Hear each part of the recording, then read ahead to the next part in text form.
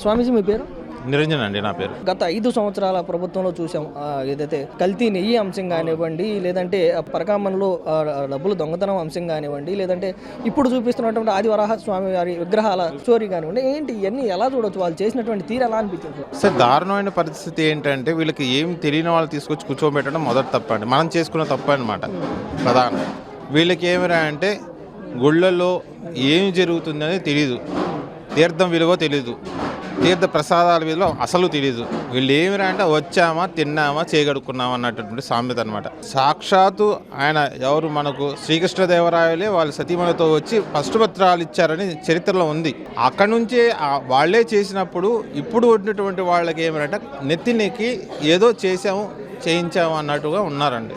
ఇది మారాలి. ఫస్ట్ వాళ్ళని తీసేసి మన వాళ్ళనే దానిపైన పీఠంలో ఉంటే అది మంచి జరుగుతుందండి. మధ్యలో వచ్చే ఇలాంటి మతానికి సంబంధించిన లేని వాళ్ళని తీసుకొచ్చి అంటే మన ఆచారం తెలియని వాళ్ళని తీసుకొచ్చి కూర్చోబెడితే అన్నీ బూర్దిలాగా తయారవుతాయి. అది వాస్తవం. ప్రపంచంలో మొట్టమొదటి స్థానం తిరుమల తిరుపతి దేవస్థానం మనకు తెలుసు, ఎప్పటి నుంచో వస్తుంది, ఇప్పుడు కాదు. ఆ కీర్తి ప్రతిష్టను నాశనం చేయడానికే వీళ్ళు కంకణం కట్టుకున్నారండి. అంటే ఏంటంటే డబ్బు రాకూడదు, పేరు పోవాలి, వీళ్ళు శుభ్రంగా నాశనం అవ్వాలి అన్నదే వాళ్ళ ప్రధాన దీక్ష. సో కాబట్టి వాళ్ళు కల్తీ అనేది జరిగింది. కల్తీయే కాదండి, అక్కడ అన్ని మోసాలే జరిగాయి.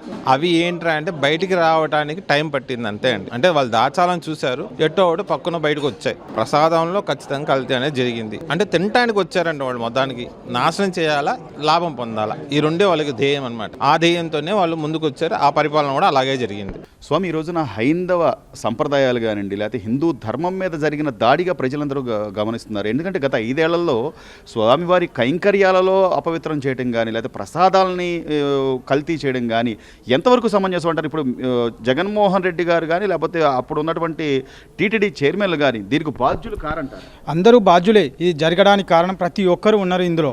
కాకపోతే అనుకున్నారుగా ఎవరు ఇందులోకి బయటికి రాకుండా ముసుగులో ఉండి వీళ్ళు జరుపుతున్నారు. ప్రతి ఒక్కరు ఇందులోకి బయటికి రాకుండా అందరూ ముసుగు వేసుకొని ఎవరు మేము ఒప్పుకోలేకుండా వాళ్ళే ఒప్పుకోకుండా ఇది చేస్తారు. మొత్తం వీళ్ళకు కఠిన శిక్షలు జరగాలి. ఇవి అనుకూలంగా ప్రతి ఒక్క ఇది హిందూ అందరూ కలిసి ఏకమవుతున్నాం. ఇప్పుడు ఏకమై ఈ కార్యక్రమంలో ప్రతి ఒక్కరికి శిక్ష పడేటట్టుగా మనము ఇందులో స్వామివారి లడ్డు ప్రసాదమైన స్వామివారి విగ్రహాలు ఈ టీటీడీ దగ్గర ఉన్న ఈ దేవస్థానాలన్నింటిలోనూ ప్రతి ఒక్క దేవస్థానం కొన్ని దేవస్థానాల విగ్రహాలను ధ్వంసం చేయడము, ఎన్నో కార్యక్రమాలు ఇవి ఇక్కడ ఏవి కూడా జరగకుండా కల్తీ జరగడము, మరియు ప్రతి ఒక్క ఊరిలో ప్రతి కొన్ని దేవస్థానాల్లో స్వామివారికి ఒక క్రిస్మస్ తాతది టోపీ పెట్టడము, దేవస్థానాలకు దేవుళ్లకు ఇవన్నీ జరగడం, ఇవన్నీ అనుకోని కుట్రలు, ఇవన్నీ మన హిందూ ధర్మాన్ని మొత్తం చెడగొట్టాలి.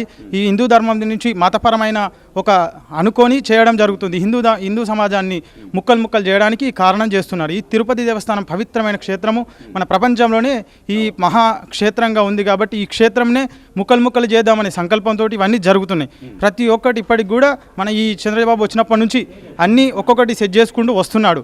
ఇప్పటికి కూడా ఈ చంద్రబాబు నాయుడు తోటి ఇది కూడా ఇప్పుడు వరాహస్వామి దేవాలయం పైన విగ్రహాలు ధ్వంసం జరగడం, ఇవన్నీ కఠినంగా ఇప్పుడు ఆయన పాత అయ్యంలో జరిగినాయి కాబట్టి అవిటిని ఇప్పుడు వరాహస్వామి దేవాలయం పైన విగ్రహాలు 12 విగ్రహాలు ఉన్నాయి. అవన్నీ బంగారమైన అన్నీ తీసుకోవడం జరిగింది కాబట్టి ఇవన్నిటిని ఈ చంద్రబాబుని మనం కోరేది ఏంటంటే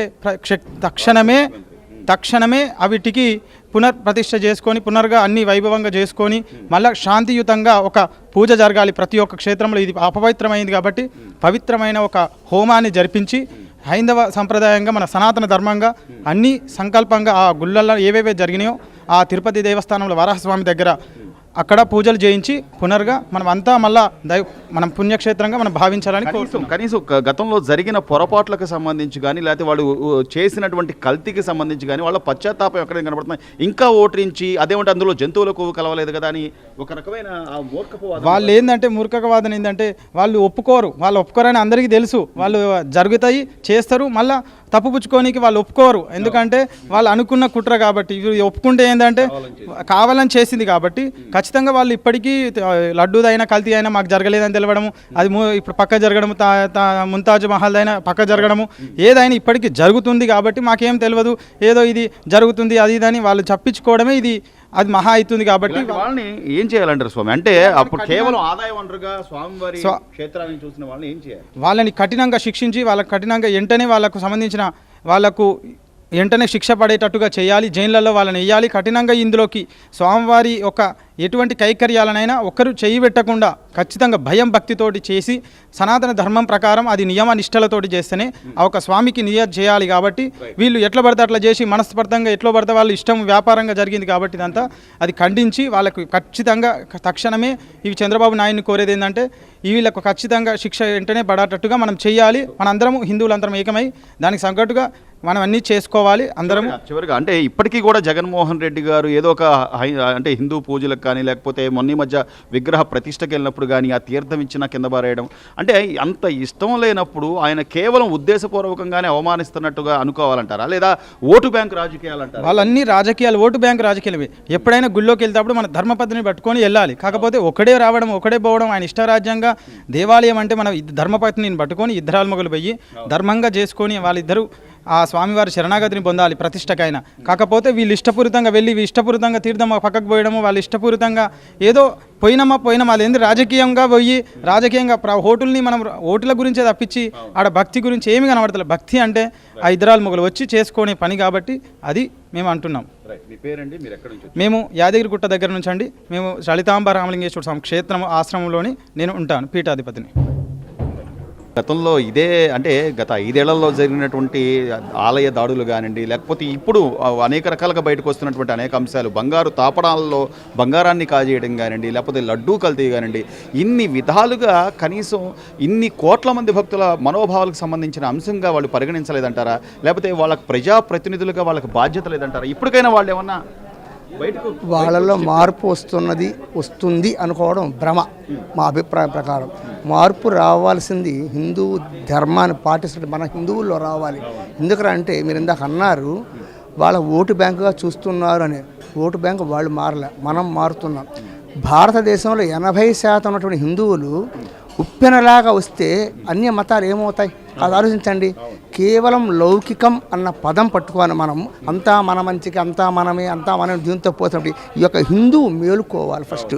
ఎందుకంటే ఇక్కడ దెబ్బ తగిన పుండయింది, వచ్చింది గ్యాంగ్రియన్, ఏం చేయాలా? తీసేయాలా. ఆ యొక్క సరళంగా ఉండకూడదు. మార్పు రావాల్సింది పీఠాధిపతుల్లో కాదు, ప్రభుత్వంలో కాదు. ఏంటి ప్రభుత్వాలు కావాల్సిన ఓట్లండి. ఇప్పుడు మీకు చెప్పేంత వాళ్ళం కాదు.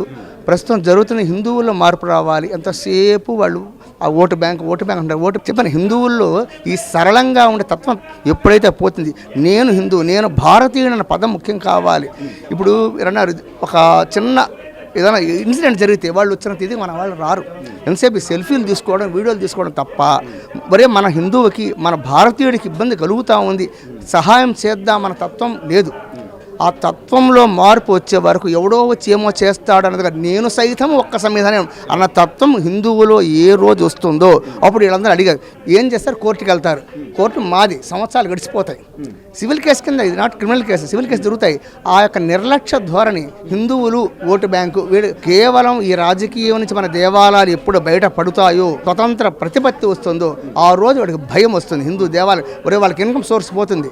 ఇన్కమ్ సోర్స్గా ఆ ధైర్యం లేదు. అది చెప్తున్నా. దానికి కారణం ఏంటి? మన ఐక్యత లేదు. వాడు కేవలం ఇన్కమ్ సోర్స్గా హిందూ దేవాలయాలనే చూసుకుంటున్నాడు. 2 సంవత్సరాలుగా మేము చేస్తున్నాం. కఠిన చర్య భయపడాలి. ఒక హిందూ దేవాలయంలో చేయబెట్టాము, హిందువుల యొక్క హక్కుదోలికి మనం వచ్చాము అంటే భగవంతుడు ఏదో చేస్తుంది. సత్యయుగం కాదండి, కలియుగం. అంత భయంగా చట్టాలు తయారవ్వాలి. కోర్టులు చాలా తీవ్రంగా ఉండాలి. సంవత్సరాలు తడపకూడదు. జై శ్రీరామ్. రాపూరు డోలాకృష్ణ, శ్రీమతి శక్తినారాయణ కృష్ణామృత ట్రస్ట్ అధ్యక్షులం మేము, అచల పీఠాధిపతి.